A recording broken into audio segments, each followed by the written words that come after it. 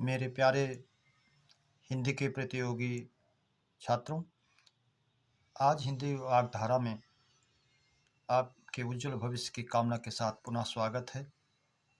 पिछले टॉपिक में हम लोगों ने वर्णमाला के पार्ट 1 का अध्ययन किया था। आज उसी के आगे बढ़ते हुए हिंदी वर्णमाला सेकंड भाग का अध्ययन करेंगे। स्वर के विषय में हम लोगों ने अध्ययन किया था।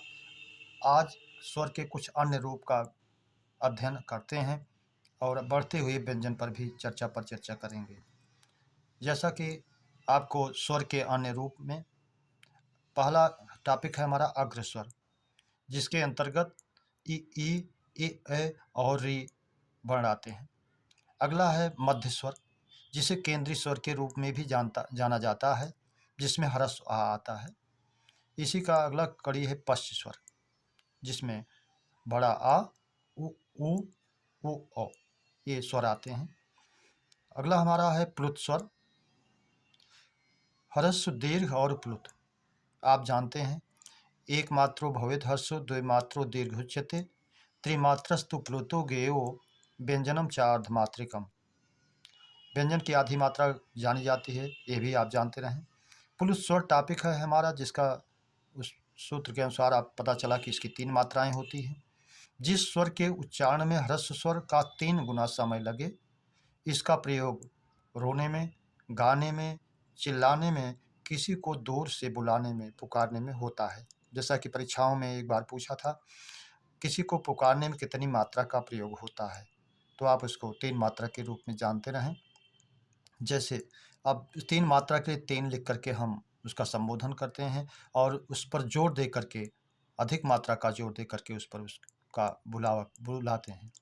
जैसे सोहन, इस तरह ओम। अगला है हमारा समृत स्वर।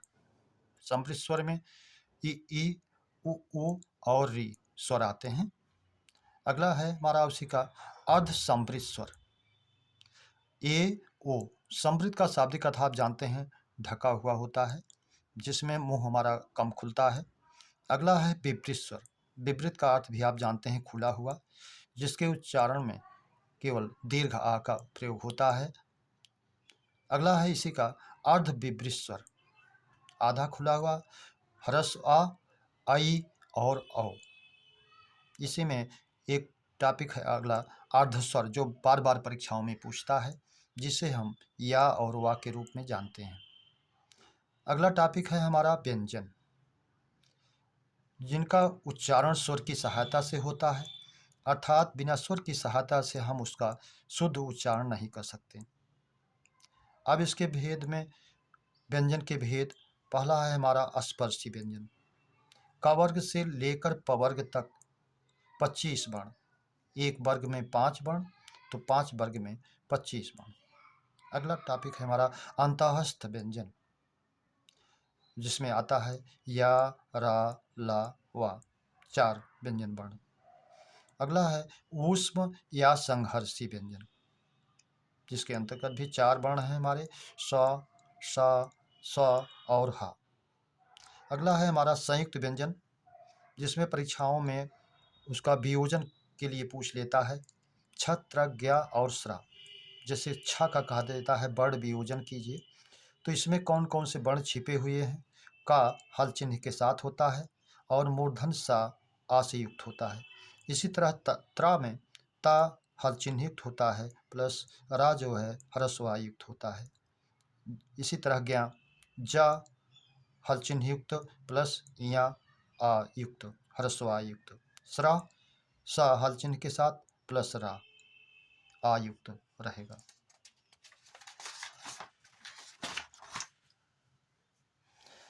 अगला टॉपिक है हमारा उच्छिप्त या द्विगुण व्यंजन, जिसे हम ड़ा और ढा नाम से जानते हैं।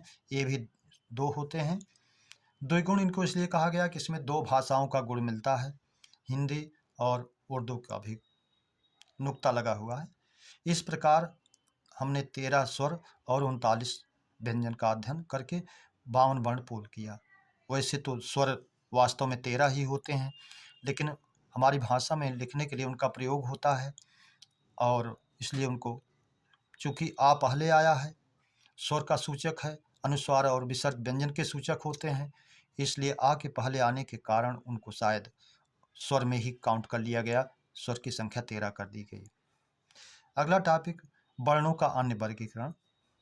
अल्प प्राण, जो परीक्षाओं में अल्प प्राण, महाप्राण, घोष, अघोष प्राय पूछे जाते हैं। अल्प प्राण किसी भी वर्ग का पहला, तीसरा और पांचवां वर्ण तथा अंतःस्थ व्यंजन, अर्थात इसका सूत्र भी आप बना लेते हैं 135 प्लस अंतस्थ यानी यावाराला तथा सभी स्वर अल्पप्राण में आते हैं। महाप्राण हर वर्ग का दूसरा और चौथा वर्ण तथा ऊष्म व्यंजन, जिसका भी सूत्र आप बना लेते हैं 24 प्लस ऊष्म यानी स, स और हा। अगला है अघोष व्यंजन, हर वर्ग का, किसी भी वर्ग का पहला और दूसरा व्यंजन वर्ण तथा तीनों सा, अर्थात इसका भी सूत्र आप बना लेते हैं 12 प्लस सा अर्थात तीनों सा। आगे हमारा घोष या सघोष व्यंजन है, किसी भी वर्ग का तीसरा, चौथा और पांचवा वर्ण तथा या वा रा ला हा, अर्थात इसी में सभी स्वर भी आएंगे। इसका भी सूत्र आप बना लेते हैं 345 प्लस या वा रा ला हा। आगे प्रकंपित, लुंठित, कंपन जात तथा ताड़न जात वर्ण, जिसे हम रा के रूप में जानते हैं। पार्श्विक व्यंजन हमारा ला है। स्वर यंत्र मुखी या काकल्य वर्ण, जिसे हम हा के रूप में जानते हैं। आगत वर्ण हमारे आ, ये अंग्रेजी का है, जिसका उच्चारण आ और ओ के बीच में होता है, और जैसे पीएचडी वगैरह किए हुए लोग डॉक्टर के ऊपर लगाते हैं, आगत चिन्ह का प्रयोग करते हैं। और क, ग, ज, फ नुक्ता से युक्त हैं। ये हमारे 5 आगत वर्ण हैं। अस्पर्श संघर्षी व्यंजन, संघर्षी व्यंजन या उस व्यंजन हम जानते हैं सा, हा होता है, और उसी में स्पर्श अगर जुड़ जाता है, स्पर्श संघर्षी व्यंजन, तो च, छ, ज, झ होता है। ये भी 4 होते हैं। इस प्रकार मेरे प्यारे बच्चों, आपने वर्ण और वर्णमाला का अध्ययन किया। उम्मीद करता हूँ आपकी परीक्षाओं के लिए बहुत ही उपयोगी होंगे, और यदि प्रकरण यह आपको अच्छा लगा तो सब्सक्राइब, लाइक और शेयर जरूर करें। धन्यवाद।